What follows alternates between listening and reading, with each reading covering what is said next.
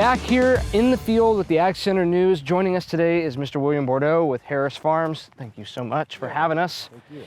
Hey, the west side, everyone's in question about what's going on out here. We wanted to talk through some of the challenges you guys have had this season with all of the abundance of rainfall that we've had, the cold weather, now the snow melt. Tell us what's going on out here. Well, the most challenging was the last few years when we had zero allocation. And now this year we were blessed with, a lot of rain and snow. But with the abundance of rain, it's been difficult getting things planted. We're delayed about 30 days on our tomatoes. Watermelons haven't been pushed too much, but we haven't even been able to get any cotton in the ground just because of all the saturation. And even getting the tomatoes in, we have to put drains in the field, really have to put a lot of extra work in just to get things planted. You guys are farming across several different counties, a big spread around here. Why don't you talk about some of those counties and how, where we're standing here on the west side out here in Coalinga may differ from some of those other areas that you guys are farming in.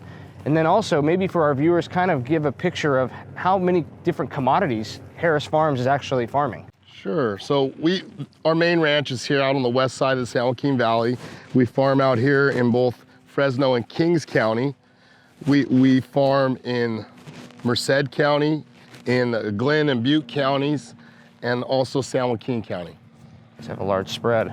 Yeah. And it's not just almonds, it's not just pistachios. You're in other different types of commodities as well. Yeah, the beauty of the San Joaquin Valley is we can grow just about anything. I think upward of 200 different crops, but we currently growing carrots, lettuce, tomatoes, onions, garlic, pistachios, almonds, and then on some of our other locations we grow citrus, we grow olives for olive oil, we grow wine grapes. So with everything that you guys are growing, I'm making a general assumption that you've got to be kind of involved from a political level of different involvement with water and stuff that's going on that's affecting myself as a small grower, but you guys on a large scale.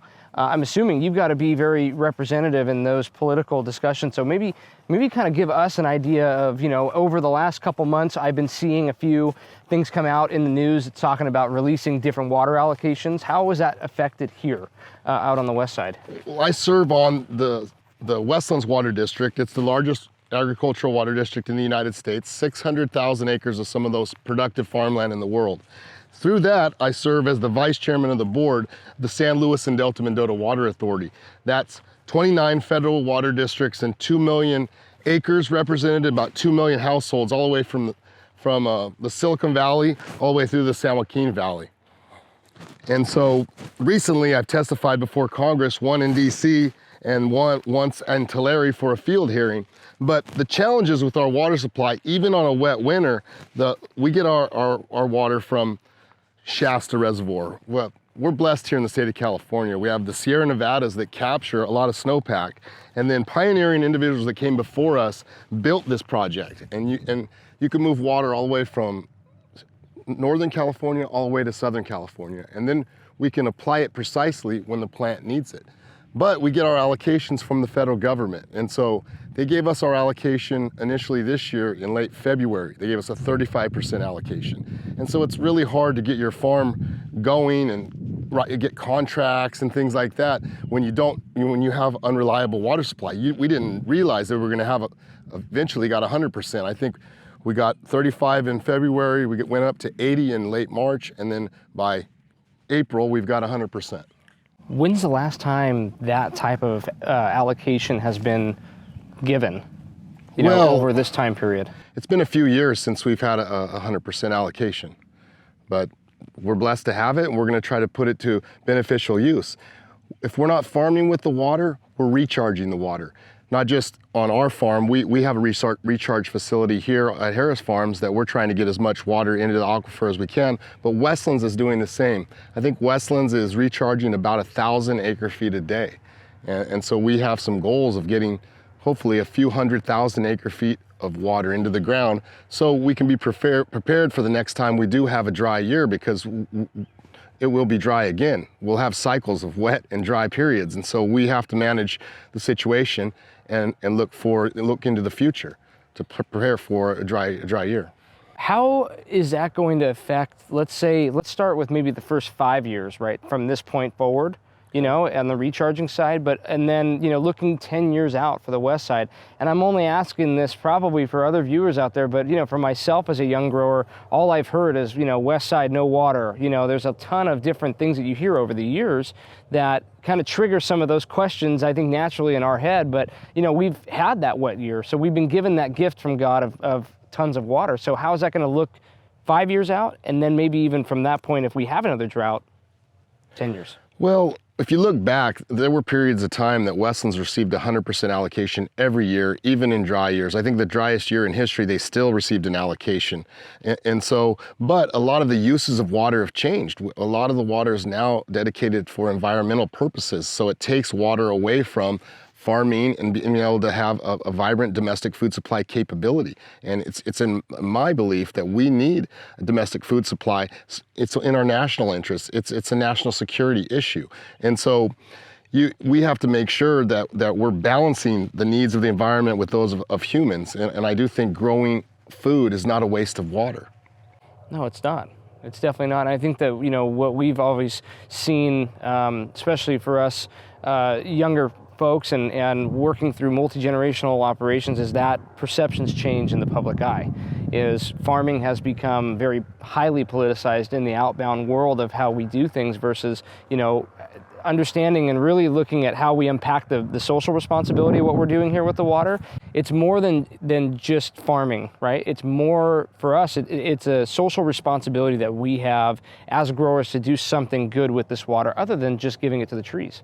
So we can be giving it to other people. We need to put it to productive use. I mean, we need, the beauty of the vibrant agricultural economy in the state of California is that we can produce a lot of food so people don't have to farm on their own and don't have to look for their own food. They can go to the grocery store and find food in abundance, and it allows them to pursue their dreams, live the American dream. And so without farming, you couldn't have the Silicon Valley. We couldn't have all these wonderful technologies. We have a symbiotic relationship with those people. And so we feel like we are a part of their success. And I do believe farming is critically important. It's a foundational need of any society. And we're blessed here. We have a Mediterranean climate. We have rain and snow that's captured in the Sierras, and then we can move the water and we deliver it precisely through drip irrigation, exactly how much the plant needs. And we even feed the plants through the drip irrigation.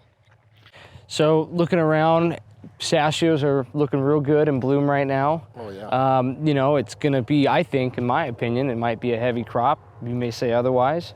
No, there was a lot of chill hours. I think all the rain kind of pushed some of the salt through the profile that during the drought that we were using well water. And so I do think this year's setting up to be a very good one.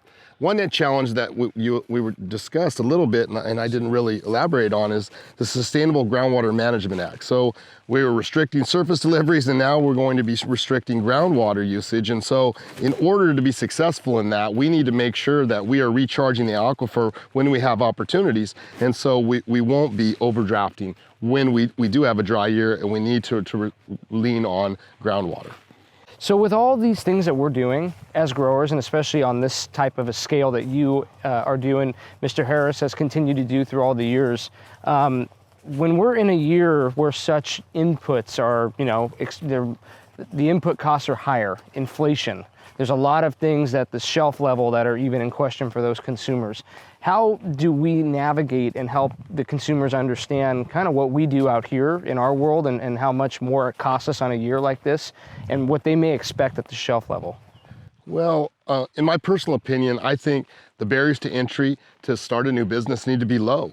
But it's very difficult to get into farming because that's very capital intensive, and any of the things that are very labor intensive are so costly that you have to be vertically integrated, or unfortunately people are moving out of this area. And so in order to succeed, you have to mechanize, you have to be efficient, you have to find ways to produce more with less. In order to operate in a very challenging environment, the state of California, the cost of doing business here is extreme, and you need to look for innovative ways to succeed. And so we're operating probably to the highest environmental standards in the world, which I am proud of. I do think we produce safe, affordable, nutritious food.